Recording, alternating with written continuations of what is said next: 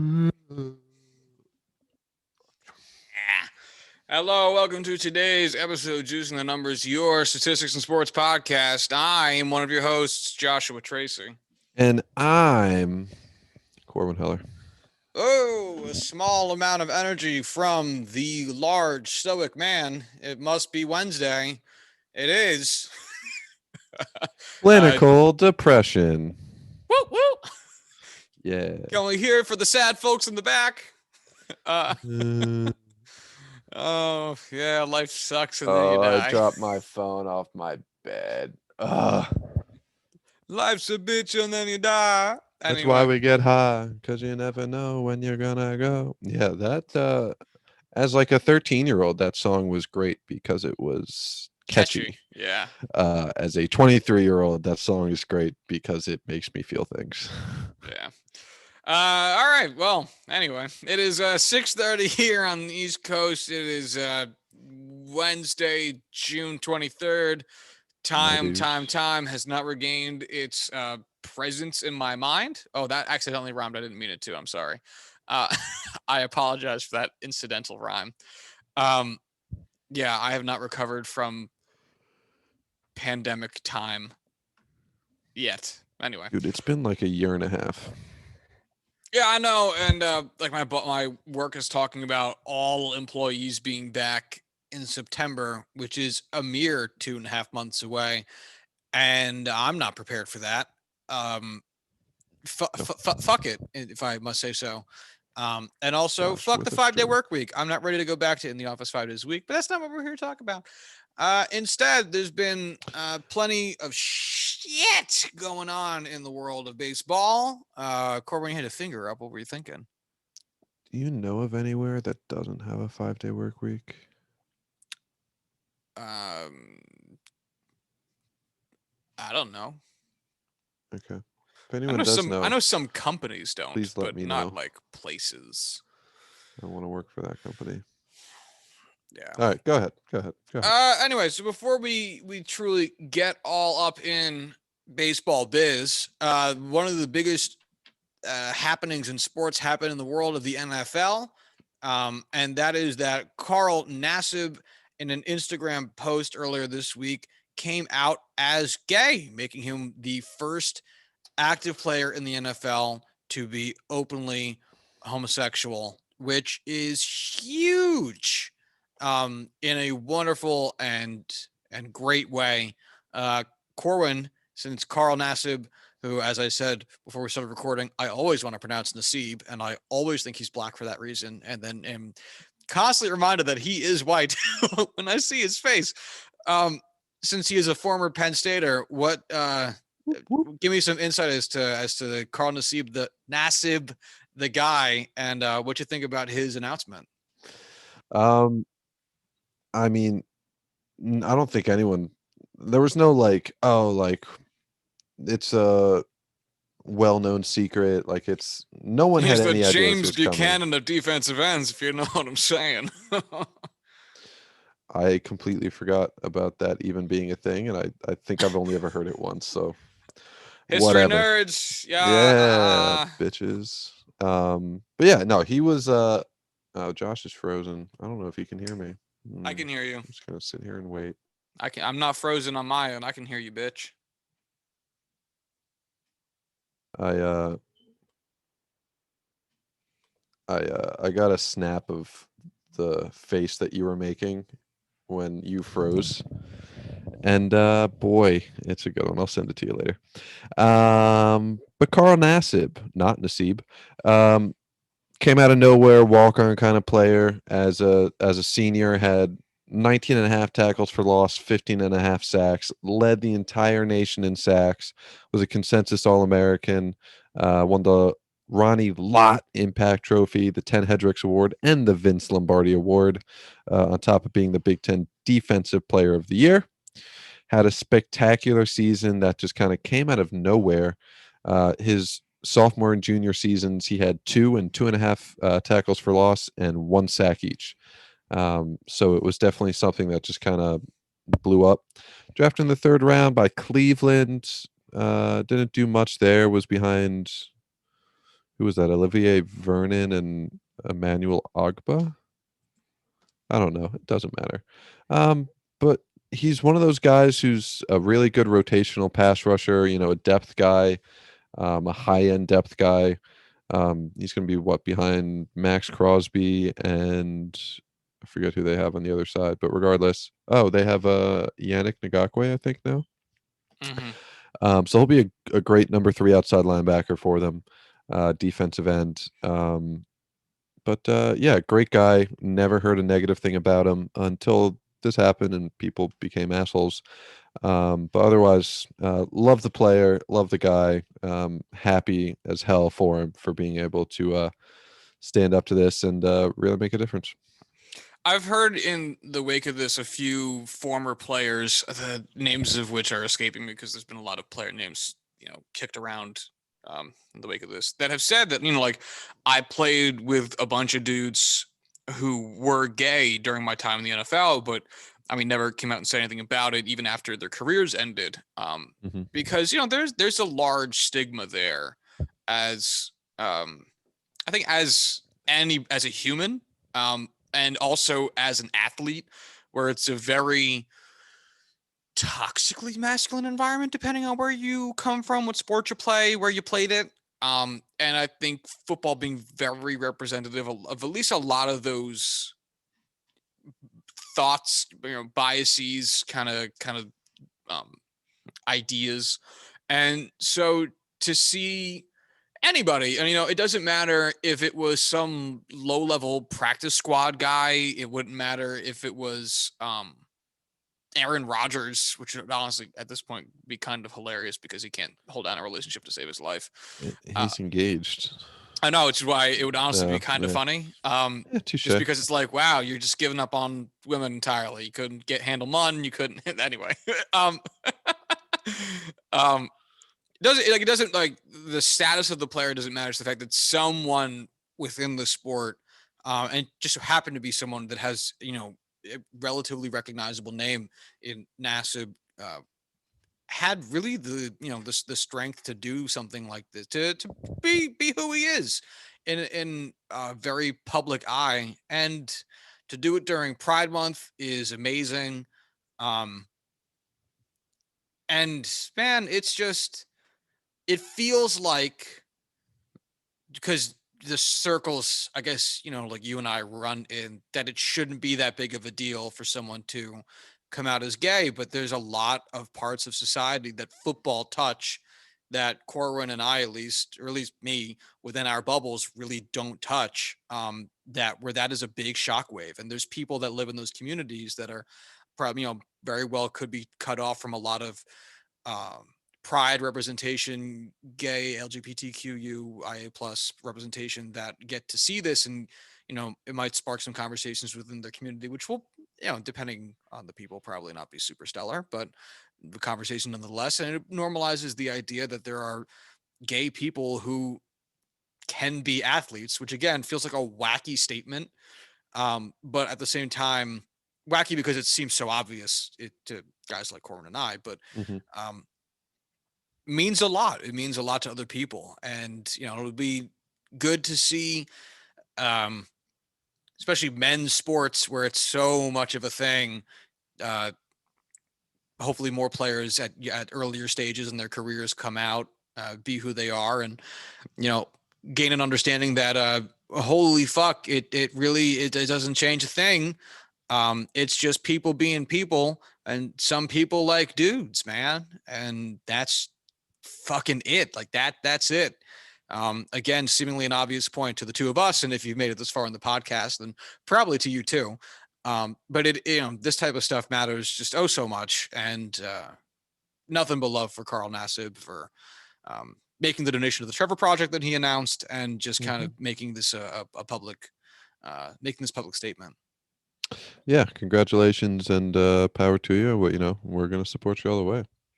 Yeah, it's such a wacky thing because outing himself genuinely does he didn't have to. He genuinely could have gone his entire life and done the fucking like Marlon Brando thing where like, yeah, everyone like knows you're gay, but no one's it's never been like fully public acknowledged. So I guess we're just not going to talk about it. And instead he decided to do this. And doing this takes a lot of guts. He really genuinely didn't have to. And that's what makes it such a wonderful thing. So nothing but respect. Mm-hmm. Also, this is the first time you're hearing that Marlon Brando was gay. Google that shit, bitch. He was. Dude sucks just big old dicks. Same thing with Richard Pryor. Marlon Brando fucked Richard Pryor. Straight up the butt. Google that shit. Not if you're at work. Don't do No, that. Google that. Google that on your work or school laptop using your work or school internet, and let the IT department at your school or work know that Marlon Brando fucked Richard Pryor in the ass. No comment. Oh yeah. So I sit and record this on my personal laptop as I'm looking next to me at my work laptop and realizing I made a good choice today. Yeah. Well, anytime you talk to me over the internet, you made a good choice when you one in general, and two when you use your personal computer and not your work one. So I'm going to edit this video so that there's a Chris Hansen head just like popping in here and just like. If it's popping in on your screen. No. Oh yeah. You naughty boy. Damn. Oh, speaking of sticky situations, let's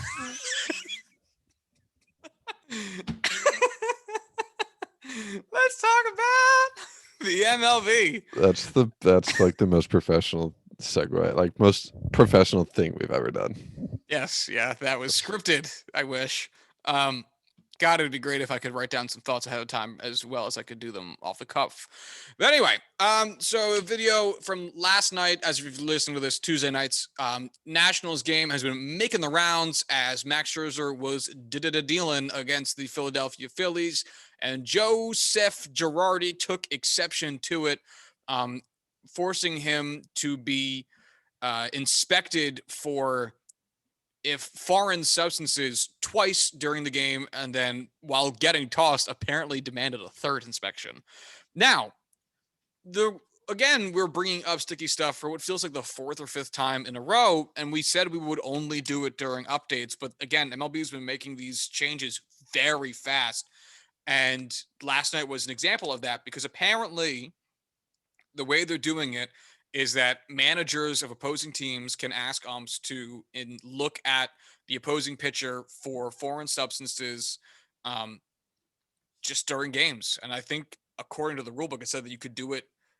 It had to be done, I should say, at least twice for starters and at least once per reliever, which is, if you think about it, a fuck ton of game stoppages. I mean, MLB cut down on mound visits because they were too much for the game, limiting it at 6.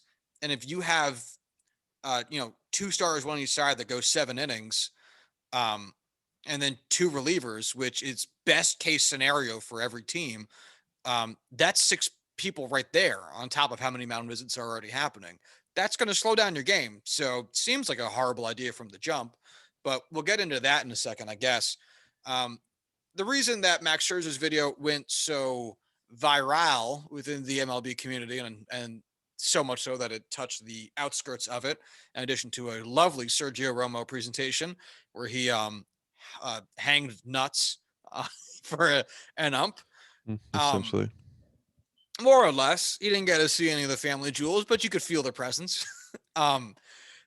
Is that, it got quite heated, led to Joe Girardi eventually leaving the dugout to make a statement hotly to Scherzer. Scherzer made some comments back to Joe Girardi. It was not a presentation you might see at your local Elks Lodge, but it was certainly entertainment.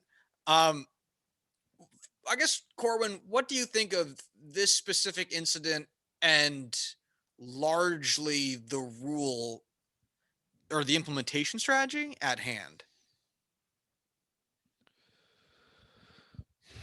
It has to be the implementation strategy. Like, you can rationalize and you can get behind needing to cut down usage like this, needing to, police the game, needing to kind of go about finding a solution to this and doing so. But the way that the game is just coming to a screeching halt and clearly just aggravating the piss and frustrating the piss out of all these different pitchers. Yeah, I totally get it. It's a nightmare and it sucks to sit through and watch. Like it hasn't been bad because it's been a day and at this point it's kind of exciting just to see what's going to happen.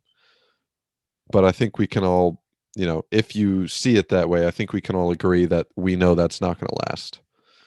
Um, No, apparently MLB made some change to it already. I'm actually gonna go try to find the tweet I saw about it while I'm thinking about it. But either way, what do you think about this particular incident involving Scherzer and Girardi?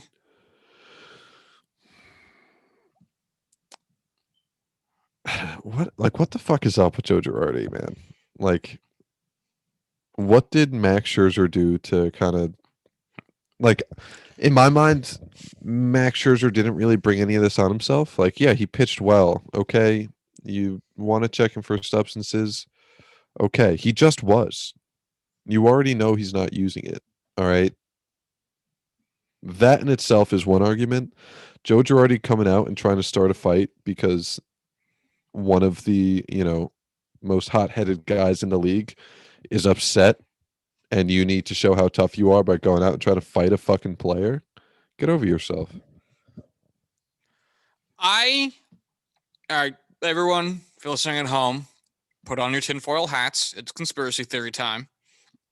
Because Girardi demanding 3, and mind you, Max Scherzer only pitched 5 innings. So it's not like he pitched a complete game where like this was like once every 3 innings. Girardi demanded 3 inspections within 5 innings. So that being the case, I genuinely wonder if Girardi and Scherzer chatted before the game and were like, this is fucking stupid.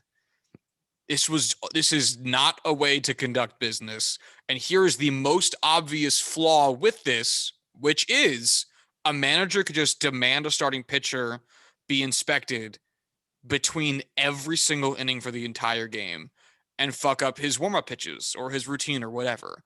Because it's not televised, but between innings, the starting pitcher will go on the mound and, throw some warm-up pitches so that you're not cold from just sitting on the dugout, in the dugout. Because 3, and Girardi's a hot-headed dude. I'm not trying to excuse this from Girardi. I am trying to find a more rational explanation for it, only because it's more fun if I have one. And this is a fun one.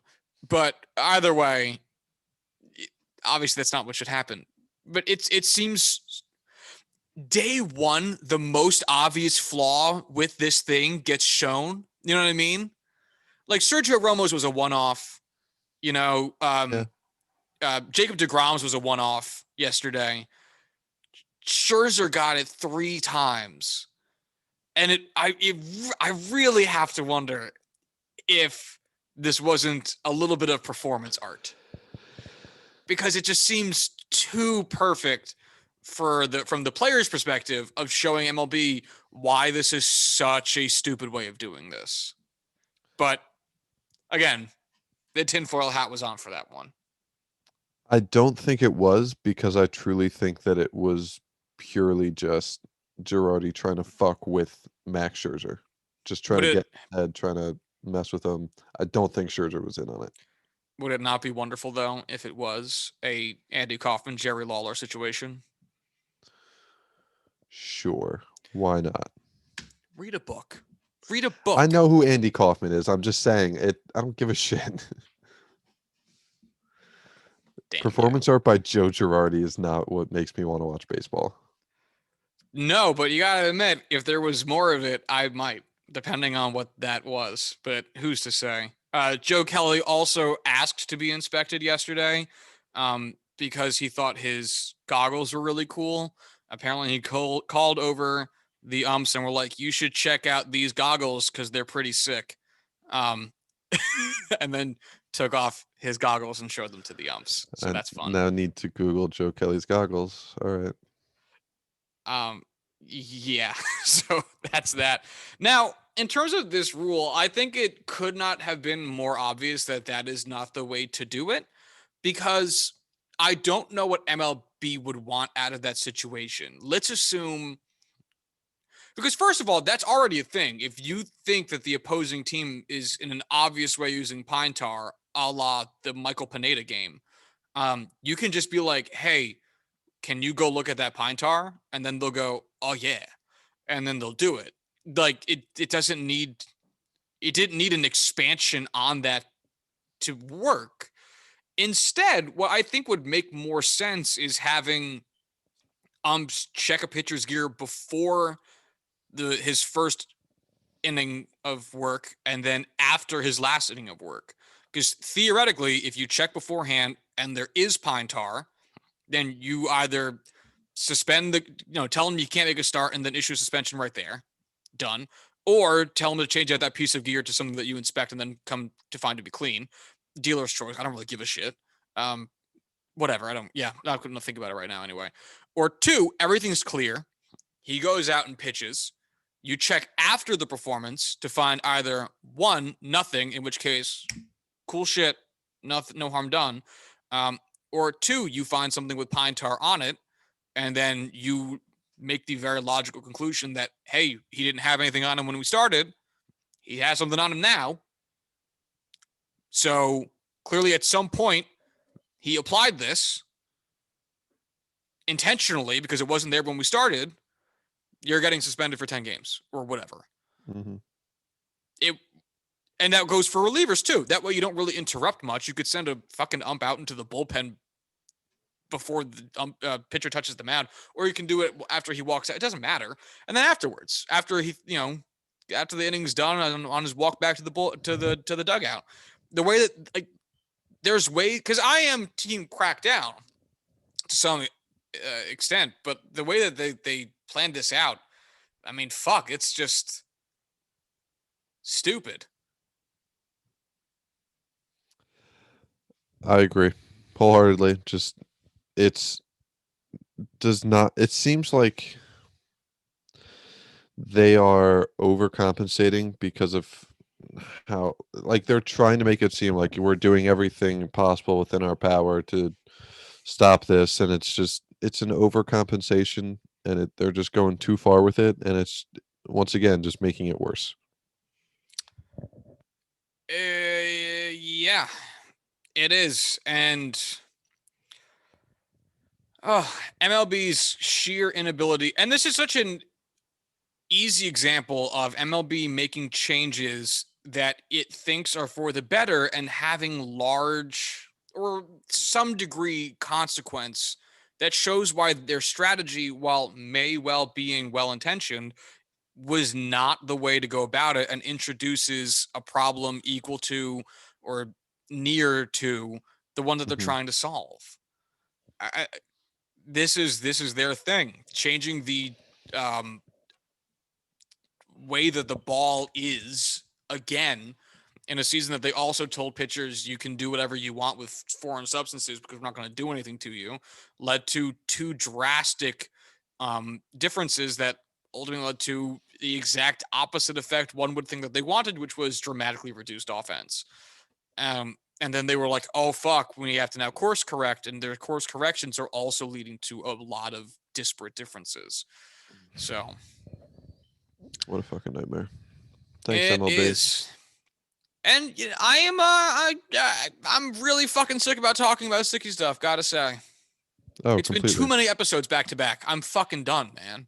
I want it to either reach a point where there's like a widespread action taken, like whatever, or I want something big to happen, or I just want it to go away.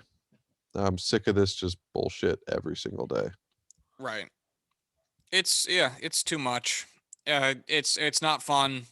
MLB or people around Twitter are like posting pictures of players who are getting asked to have their stuff inspected and are taking it in good spirits, like DeGrom and Shohei Ohtani today. But it's also like, yeah, it's cool that they're like cool about it, but I mean, not everyone has to be cool with the stop and frisk. Like, let's just because they're smiling about it and being good natured about it doesn't mean that this is still a good way of doing anything. So maybe we should stop. But speaking of shit that MLB should stop, they released a wacky image yesterday of a baseball moon and were like, big news tomorrow. And everyone speculated as to what the fuck it could be. It's a moon, it's baseball. Are they playing baseball on the moon? Are they playing baseball with moon shoes? Who knows what's happening in this wild and wacky sport we love. And today at noon, MLB announced that they're getting into the cryptocurrency game. And that was what the promotion was for. So apparently, as they tweeted out at noon today, the first 5,000 qualified fans who sign up using the code baseball will get $20 in their Blockfolio account, which is just a crypto management app. So one would assume that the moon in reference is a social media term for stocks and investments that gain equity very, very quickly. Mooning, not showing your ass, but things whose charts are accelerating so quickly they are going to take off to the moon. And boy, howdy, is this just fucking bizarre and completely unneeded. I don't know what I expected. I don't know what I was hoping for. I don't know. It's just, I'm so sick of MLB just being so fucking old. Like MLB as a company, as a organization, is a 70-year-old white man. What the fuck? How can you not do this any better? Like, how are you so fucking bad at this so consistently? Yeah, and there's so many things that's wrong with it. Like, for one, oh my god, shut the fuck up. That's number one. No, number two is you don't see them making this type of ad business hype ad thing. Granted, it's rather small. I understand that. It's not like they did like a big months long campaign for this. They did a promotional image the night before. I understand it, but you don't see this when I don't know, they announced their next partnership with fucking like Toyota or whatever. I don't remember this when they partnered with Loan Depot or Camp World or whatever. So you have to wonder about the intentions of this, and you have to wonder if MLB has any stake in Bitcoin. And this is something in the way of a pump and dump, which, oh my God, would make so much sense and be super shitty, wouldn't Yeah. it? But would you be surprised if it was? That's what I'm saying. Like, it's not like you see MLB do this shit with fucking Bigelow Tea, you know? It's weird. It's very weird. And I don't like it's it. no, and it sucks to see a corporation act like a corporation when its main form of business is not necessarily so corporate. And that especially falls in line with baseball. Everyone knows it's a business, but to see it so nakedly assert its business needs or its business dealings, especially mid-season, is very unappealing. Especially offering a partnership with financial services at a time when pay for minor leaguers has never been more central of an issue and could very well be a problem within the next CBA, who's we mentioned last episode, whose negotiations would be starting relatively soon because it is up at the end of the season. So it it's another reminder that like, oh no, you are incredibly out of touch, and if it were not for this one thing that you have, no one would be here. Yeah. And here we are. And here we are. And here we are. And speaking of the one reason we do watch MLB, Corbin Heller, Yeah. did you watch the debut of Wander Franco? Oh, you're goddamn right I did. And it was spectacular. Oh, it's real. Wildly impressive. And Oh, it's it's real spectacular. and it's spectacular. Ah, what a great show. That being said, Wander Franco, first at bat, first plate appearance. We'll make it work. We'll figure it out. Down 0-2 count, two foul balls, was making contact. Proceeded to take three straight balls to get a walk on his first, plate appearance. Was a very impressive, at bat. Uh, Go on. Sorry, I went to Wander Franco's page on Baseball Reference because I wanted to just look at the one at bat, Yeah. and in his not his one at bat, his one game, and because he had a good game, he managed to be worth in one game 0.2 WAR, Yeah. and Baseball Reference shows you their 162 game average, and his 162 game average is 32.4 WAR. Which obviously is not going to hold up because he's not going to have a home run and a double with 3 RBI and a walk every game of his season. But even for like a moment to see 32.4 projected WAR or extrapolated WAR is fucking hilarious. So Yeah, it's I pretty apologize for fucking cutting you awesome. off, but it is very funny to see someone's WAR look like that in June. I mean, it also doesn't hurt that his OPS is 2.1 and it's a 2100. and it's a 490 or 479, excuse me, OPS plus. That's Yeah. Mike Trout level.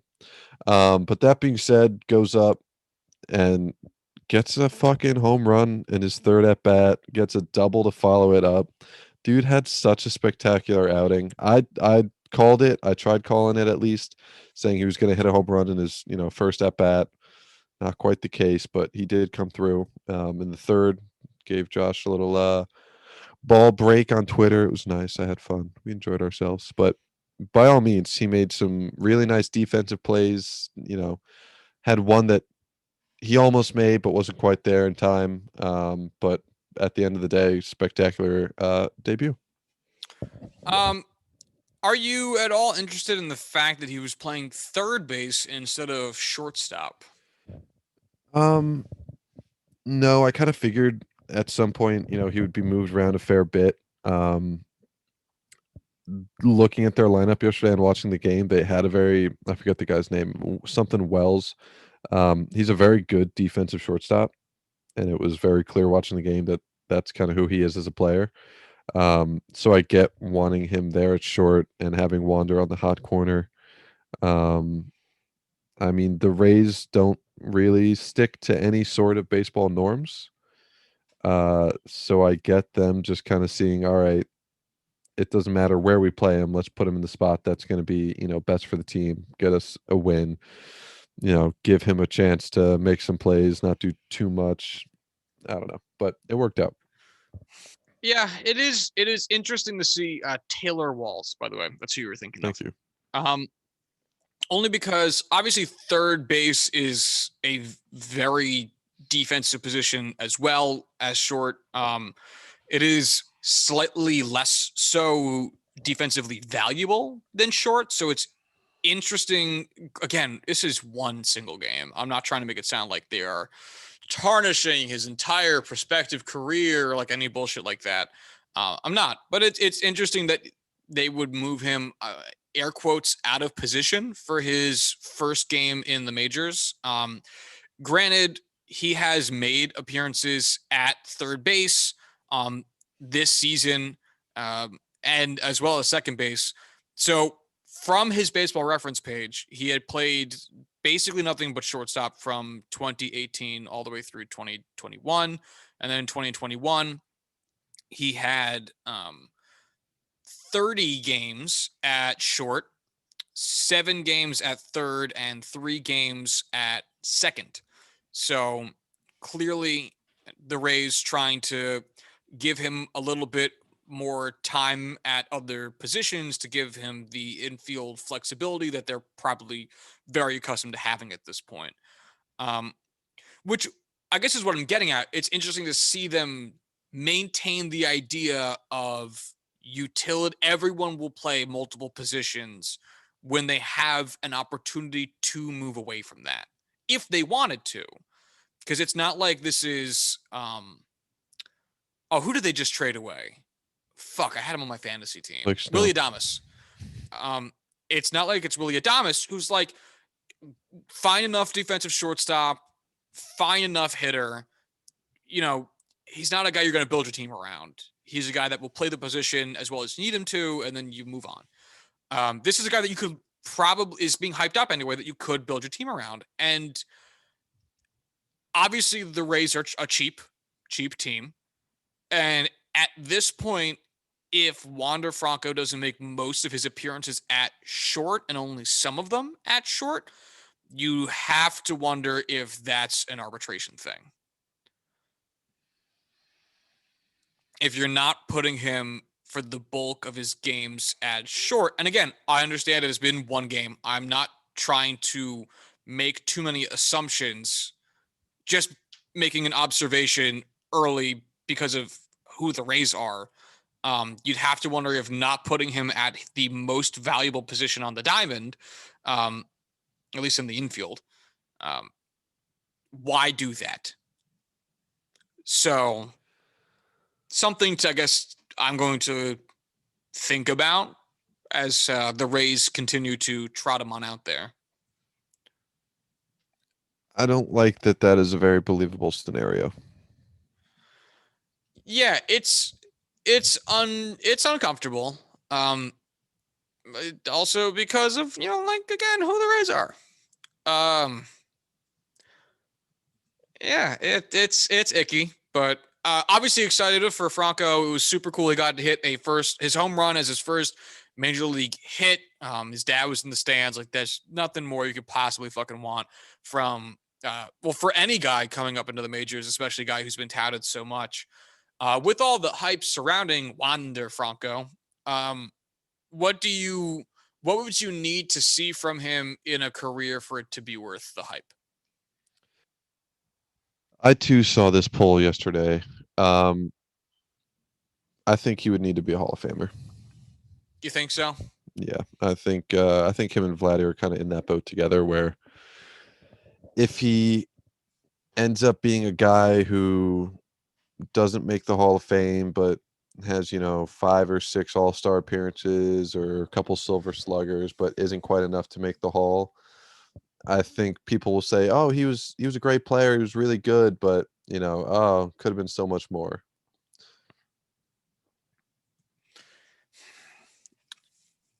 Yeah,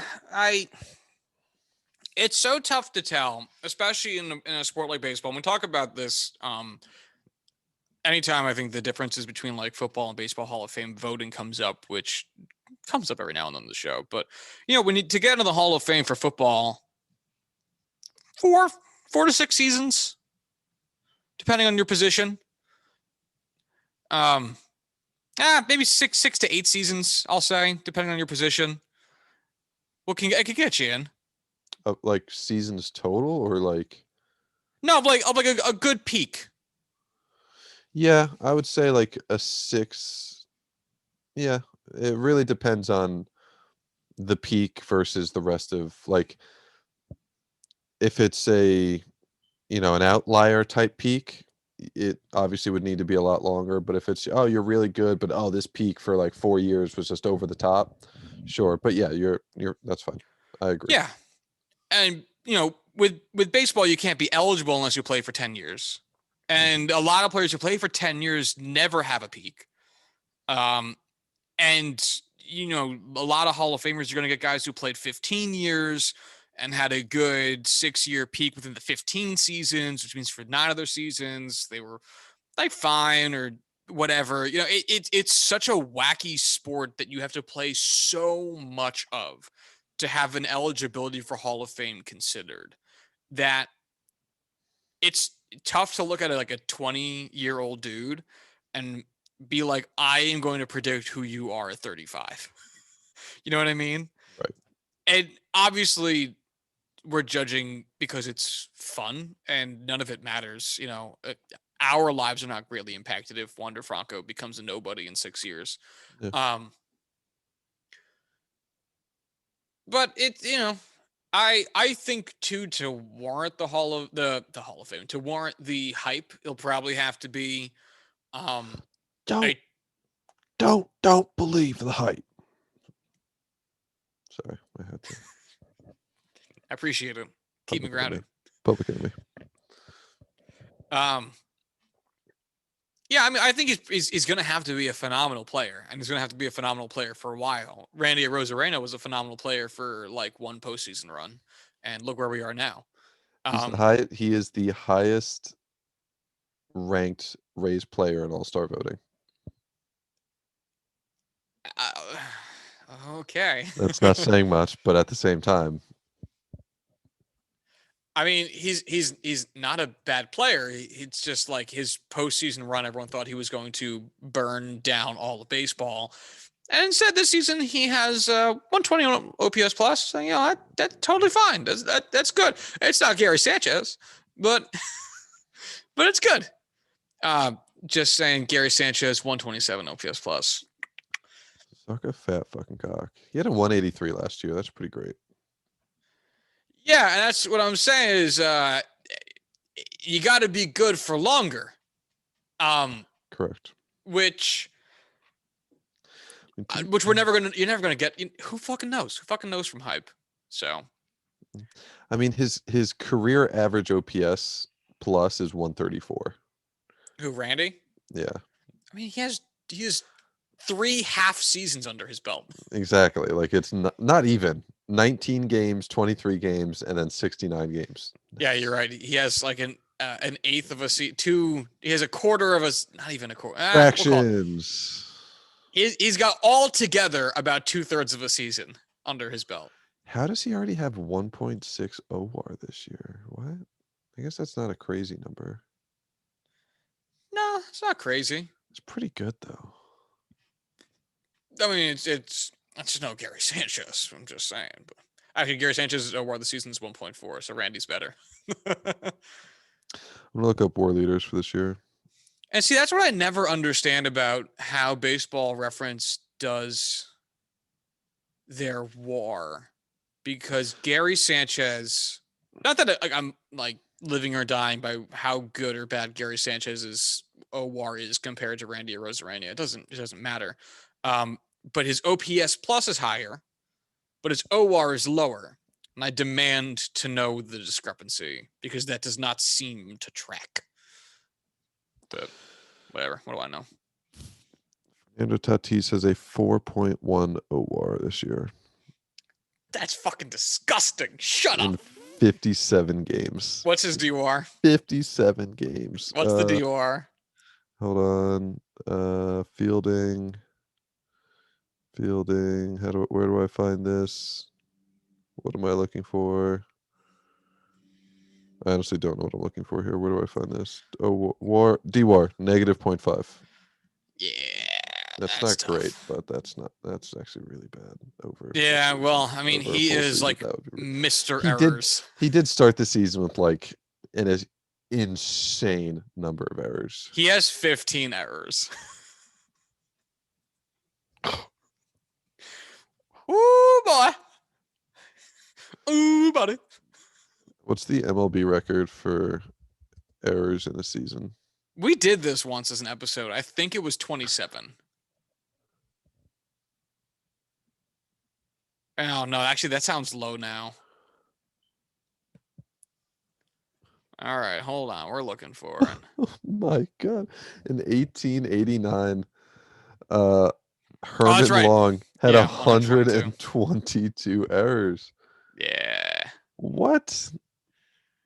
It's not enough. Gotta pump those numbers up. Yeah, we did this. Bill Keister had 97 in 1901. That's our first 1900s season there. Let's see.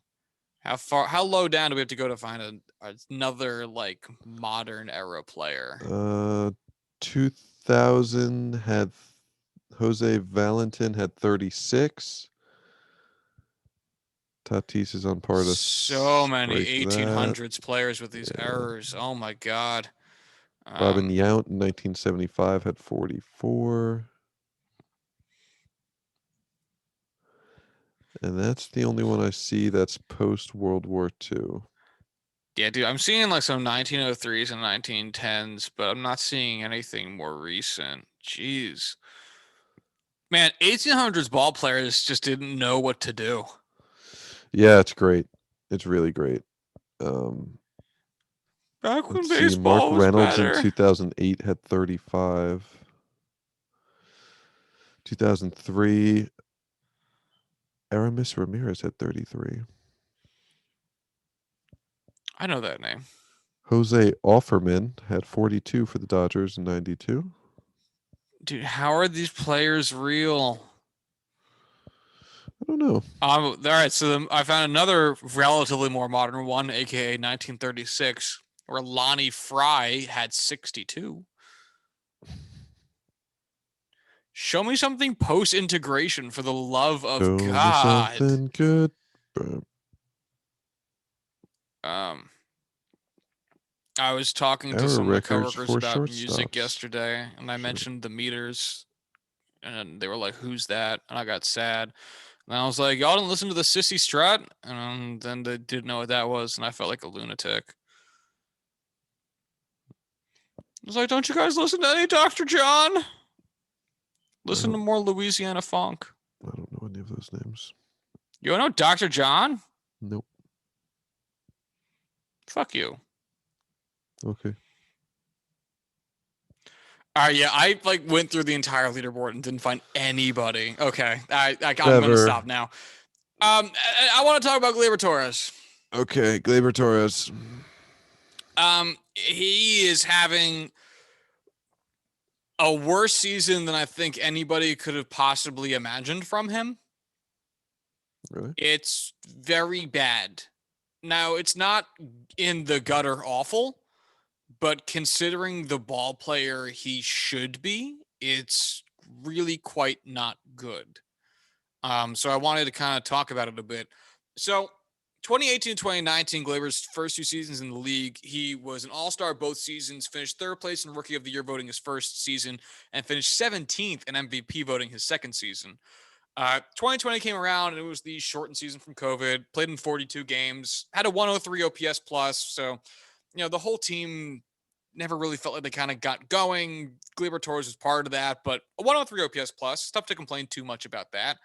This season, 63 games, it's down on 85.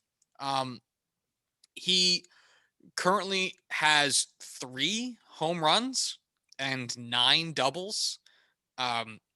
Last season in 42 games, he had 3 home runs and 8 doubles. So the fact that he has one single more extra base hit in 21 more games, 50% more games, is really concerning. And it shows up in his stats.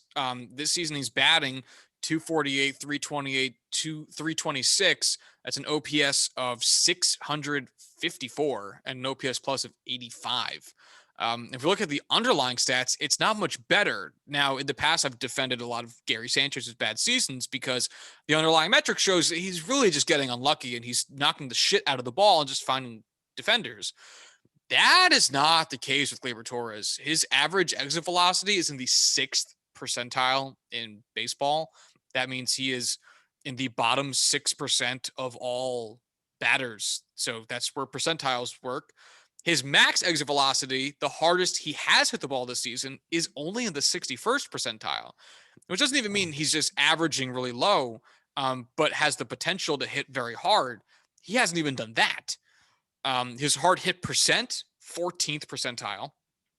His expected weighted on base, 33rd percentile. Expected batting average, 42nd.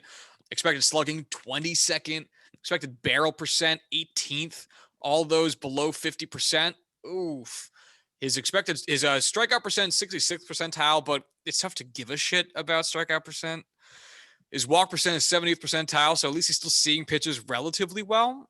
His whip percent's 42nd percentile, chase rate 76th, sprint speed is 48th, and his outs above average as a shortstop is 5th percentile in baseball. It's an ugly, ugly season. And it's stuff like seeing the max exit velocity and the average exit velocity, the hard hit percent stuff. It's that type of shit that is just so concerning. This is his lowest hard hit percent in his career. 33.3 is his lowest by over 3 percentage points. His ex-WOBA is at its lowest point in his career. His WOBA is at its lowest point in his career. His slugging is tied for the lowest of his career. I mean, it's really, really bad. And man, you gotta wonder what the fuck's going on with it and what the Yankees are to do, because they've put a lot of stock in Gleyber Torres as a good defensive shortstop and as a good batting shortstop. And this season, he is showing to really be neither of those things. Why? In a very roundabout way, why? What is causing this? Like, you're a Yankees fan. You watch a lot of Yankees games. You know a lot more than I do. What are you seeing that's giving any indication towards this? I honestly couldn't even really tell you. I mean, obviously, one wants to sit there and say it's his. Early in the season, you could have said, well, the pitchers are using the sticky stuff, and the whole Yankees roster isn't hitting. The approach is wrong. The spin rates are out of control, causing too much movement, whatever. It's tough to even really say that, because the rest of the team is finding patches of where they figure it out, and it's just not happening for him. And it seems as though it's what should be easy stuff that he's just not connecting with. So it has to be a problem with his swing. Sneaky mute there for the cough. Because if let's look at fastballs for Gleyber Torres. Okay. So in 2018, let's look at his slugging percent on fastballs, or look at his expected slugging just to normalize things a little bit. So in 2018, his expected slugging on fastballs was 511, which is rock solid. It is the best pitch you should be able to square up consistently. Granted, it's going to vary depending on whether it's being thrown like 103 or 96, but whatever. Sure. That's the pitch you're supposed to square up most consistently. So 511 is rock solid. In 2019, his expected slugging on fastballs, 562. So that's a nice big improvement. You love to see it. Great shit. His expected slugging on fastballs in 2020 dropped almost 100 points to 471. Now, 471 isn't awful, but that's not what you necessarily want to see out of what is supposed to be the best pitch you're going to usually get to square up on. And this season, it's down nearly another 100 points to 381. And he's seeing more fastballs this season than he's seen in his career so far. Each season, 18, 19, and 21, as a percent of total pitches he's seen, fastballs were 55.8%, 55.3%, and 55%. They were actually going down because he was hitting fastballs well. This season, it's 57.1 of the pitches he's seeing as fastballs, and he is not hitting them well. He's to the point where he's actually hitting breaking balls better than he was hitting fastballs, with the expected slugging of his breaking ball pitches at 392, 11 points higher than his fastball. And to that effect, he's seeing fewer breaking balls, instead seeing more off speed and more fastballs. And the fact that pitchers are moving away from the breaking balls to pitch him fastballs because he can't hit the fastball is regression at its finest. I mean, it's startling to see, especially this late into the season.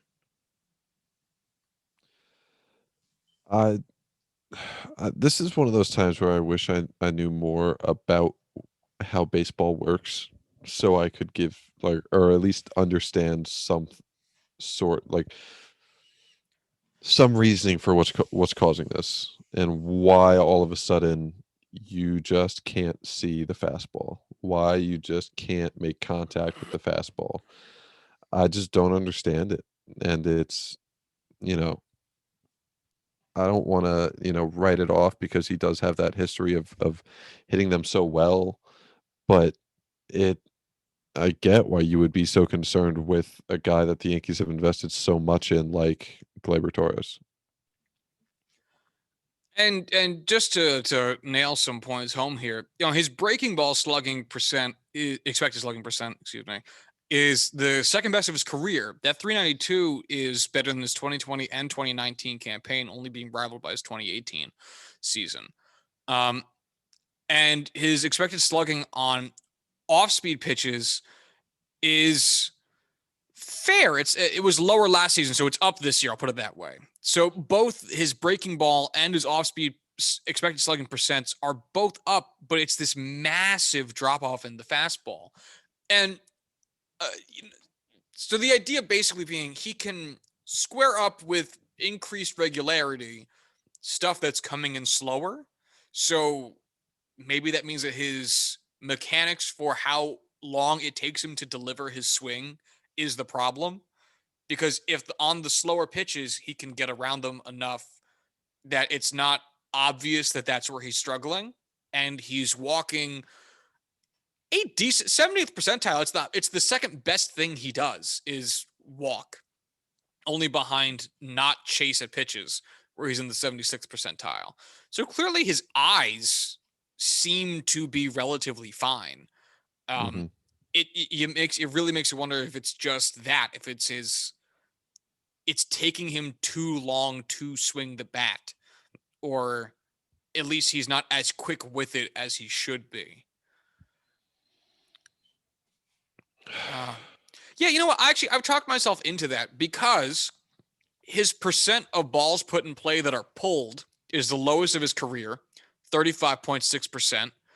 Now, that isn't necessarily a bad thing, but combined with the lower expected slugging, it would seem to make sense.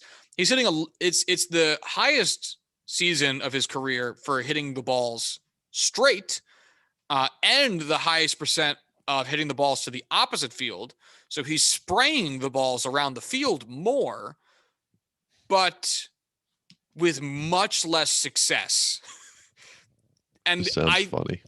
yeah, and I think that might be endemic of the fact that he's not squaring balls up and getting the pulls that he needs to get to have a good slugging percent, and instead getting more evenly distributed, worse hit balls, which shows up in his batted ball profile. It is the highest mark of his career for weak batted ball percent, 5%. His next highest was last season at 2.8. That's a huge increase, nearly double. It's his highest mark of his career for topped ball percent, for flare/burner percent, and it's the lowest mark of his career for solid contact percent, and second worst season of his career for barrel ball percent. Um, and it's the lowest season of his career for getting under the ball, which means he's not hitting things in the air much, which shows up in his fly ball percent, which is also the lowest of his career, and the ground ball percent being the highest. Yeah, this reads to me, and I understand baseball is only so much in the numbers, and I'm not the hitting guru guy. It's easier for me to look at the numbers post fact than it is for me to look at hitting stances and whatnot in the moment. I think most of us are probably like that as fans, because if we're being honest with ourselves, we don't know anything, and I It's don't know true. anything. Really dumb. But it reads like he's late on everything, because if he was early on shit, he'd be popping them up in the air and getting underneath them. Instead, he's getting on top of everything. As balls move forward, they slowly go down. That's just physics. That's gravity. Otherwise, we'd all be floating in space.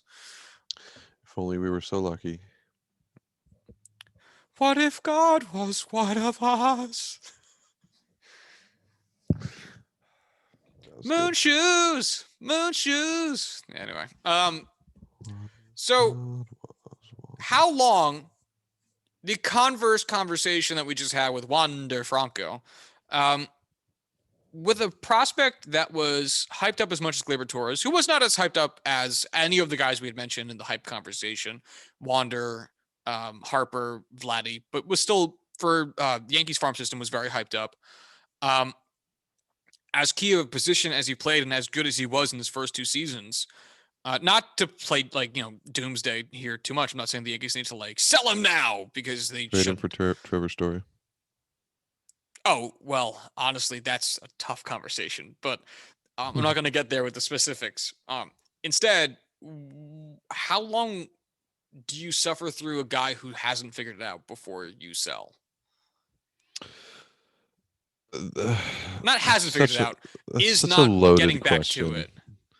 It's so impossible to answer that question. Like, there's so much context. Like, that's like asking, like, oh boy, I should not have put myself on the spot without any semblance of information about where I was going. Fuck me. I'm cratering. Billy Hamilton? I'm just gonna stop talking. I'm gonna hand this over to you and just. Well, I was going to ask about Billy Hamilton because it's kind of like, Billy Hamilton got touted as potentially the next. Oh my God, I'm going to kill myself. What's his fucking name? All-time stolen base leader. Ricky Henderson. Jesus Christ, thank you.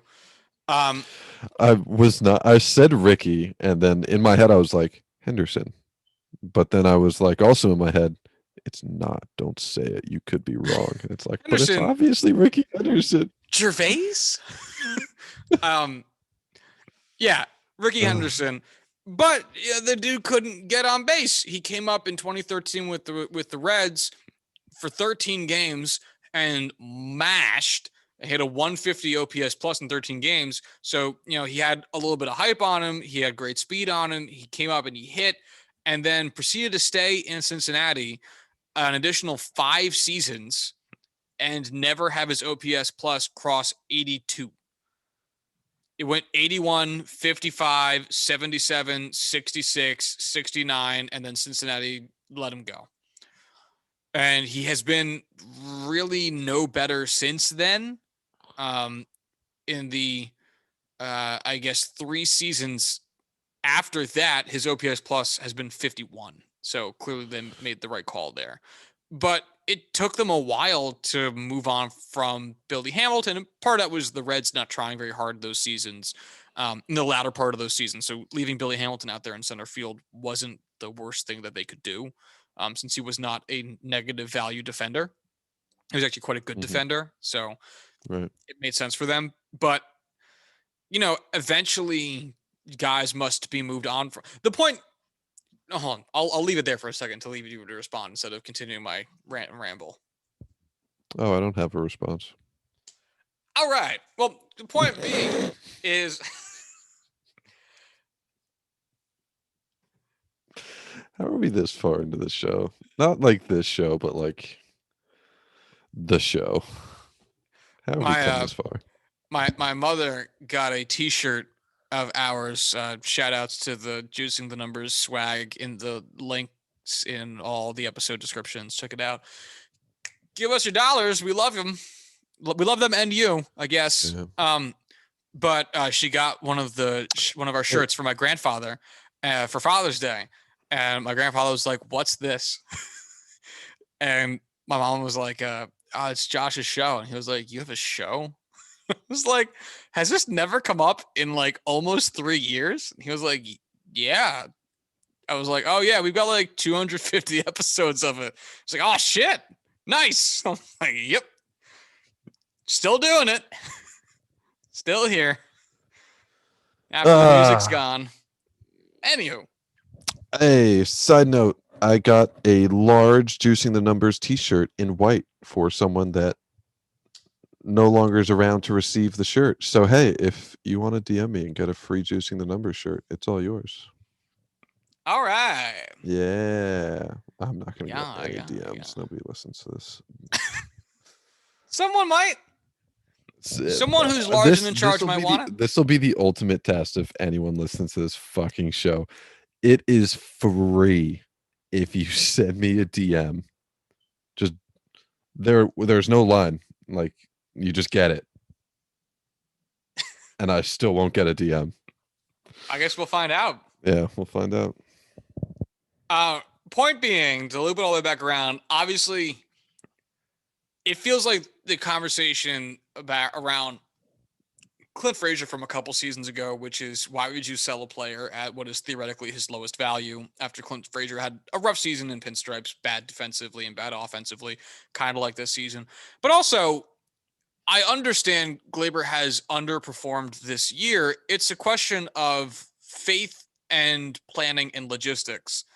And I don't think there's ever such a clear-cut answer. Obviously, when a guy shows you he can do it, and Gleyber showed he could do it for 2 seasons, unlike Billy Hamilton's 13 games.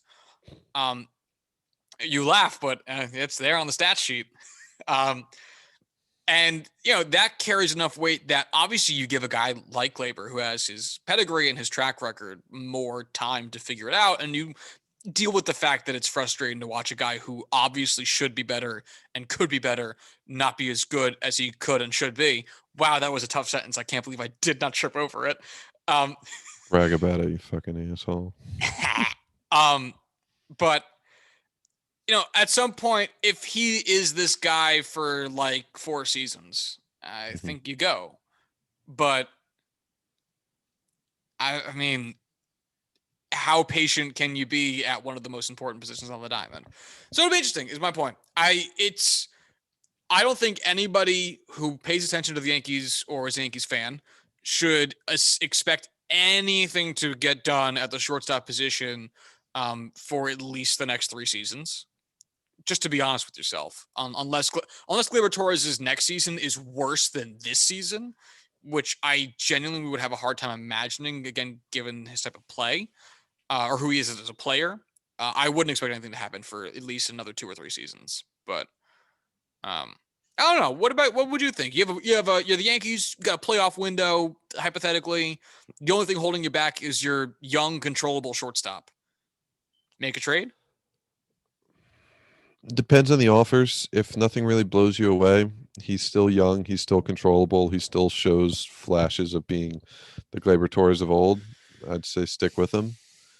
If you do get something close to the value that he held at, his peak, and you're gunning for the title and it is a contention year and this is it, you're going all in, make the trade. Yeah, it would be.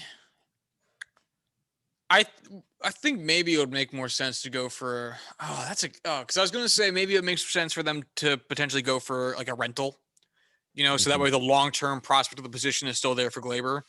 But at the same time, player mentality wise, would you want to be like, Gleyber, we're going to like back away from you for like 4 months, but then you can have the job back? Is that like what you want to do to that guy? Probably not.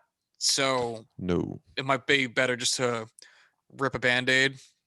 I don't know. It's an interesting. If this was left field, which the Yankees also have a problem in right now, it's not a big deal. It just isn't. It's not an important defensive position.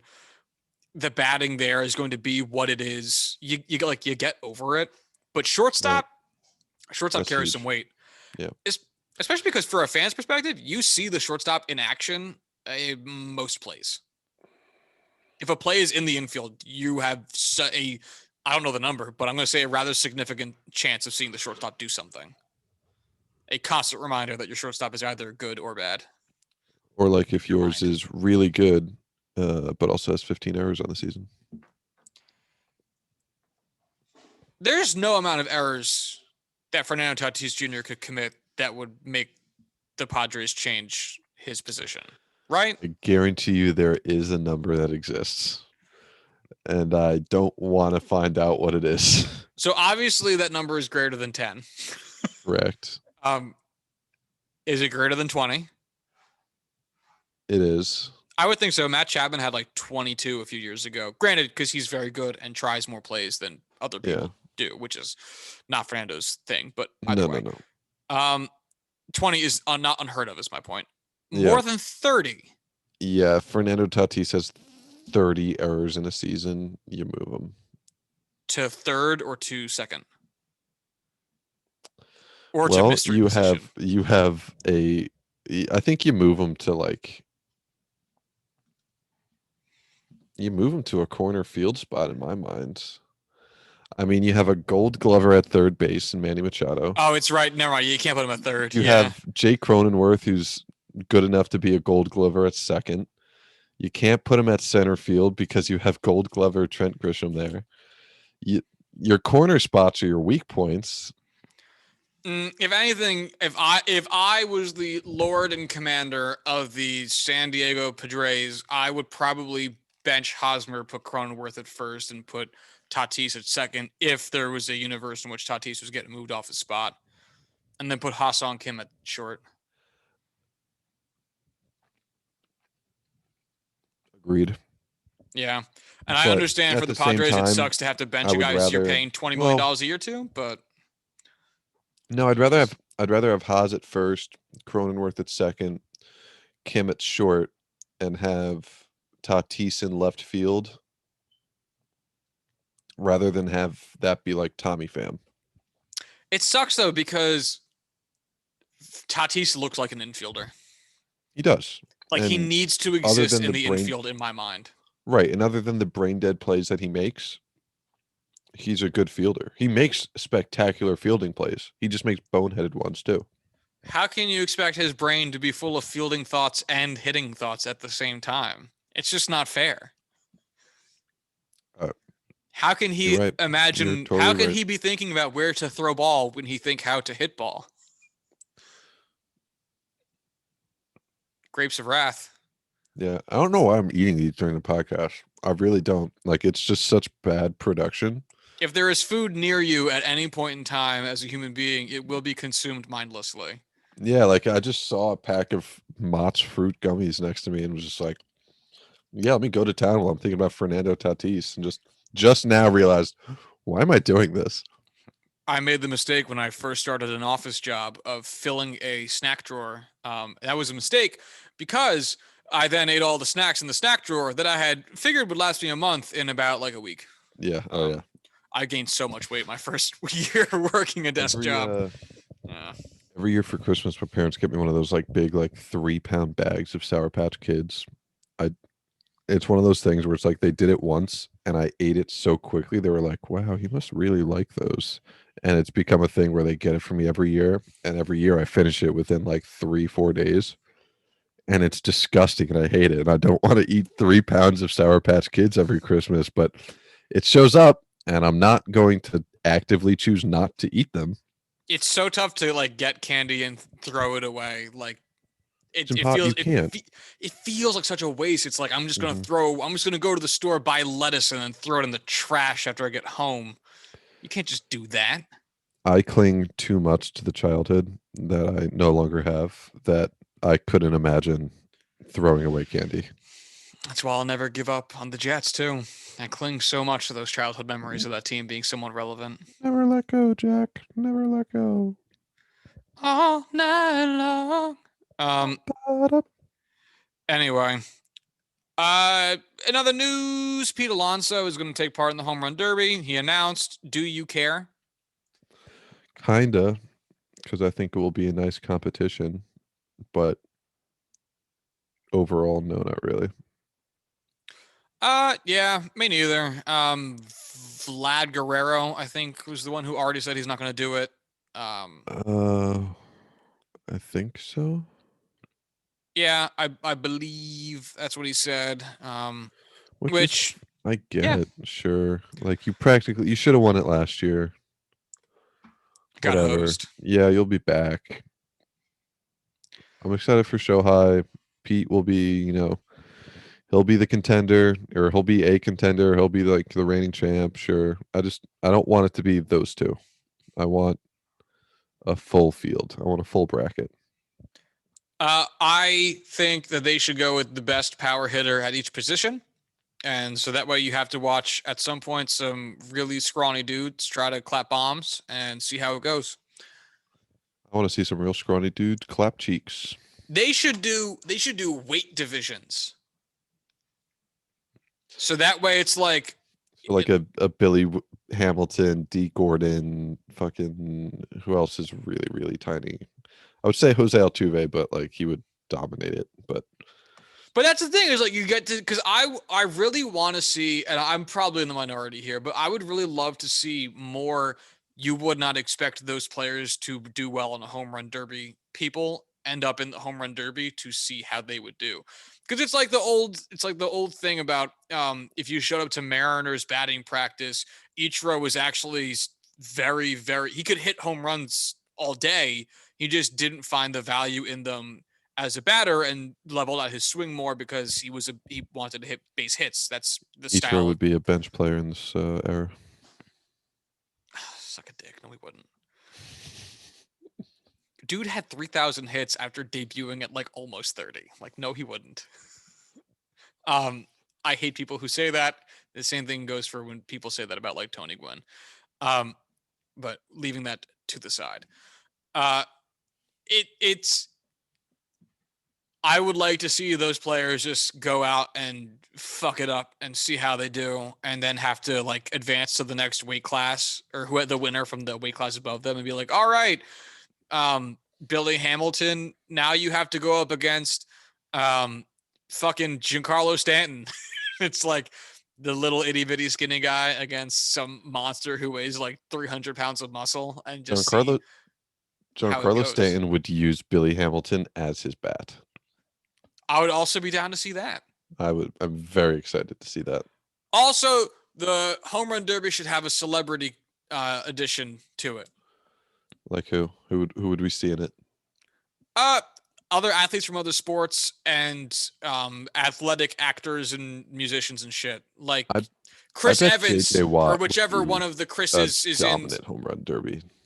That'd be fun. But like Chris Evans or whichever one of the Chris's is plays in Avengers with his friends has to go up against like Odell Beckham, and that tell me that wouldn't be fun. It'd be funny watching Chris Evans not be able to hit a baseball.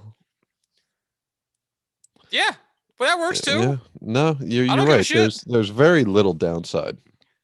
Seriously, because it's celebrities from other teams and from around the because you know that there's going to be people who are Disney people and not necessarily baseball people who would tune in to watch again whatever Chris is in the Avengers. I don't care nor know. They're all the Chris same. Evans. Okay, not Chris Pine, not Chris Pratt, not Chris. Well, Chris Pratt is in the Avengers, but not as Captain America. Chris Pine is in Star Trek. Who's the one that plays Thor? Liam Hemsworth.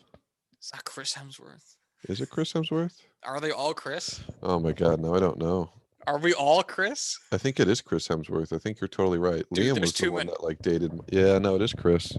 Dude, there's too many fucking Chris's. I don't like this. Anyway, whichever Chris feels like he wants to play after he's done playing pretend with his friends comes up. In order of what comes into Google when you type in Chris. Okay.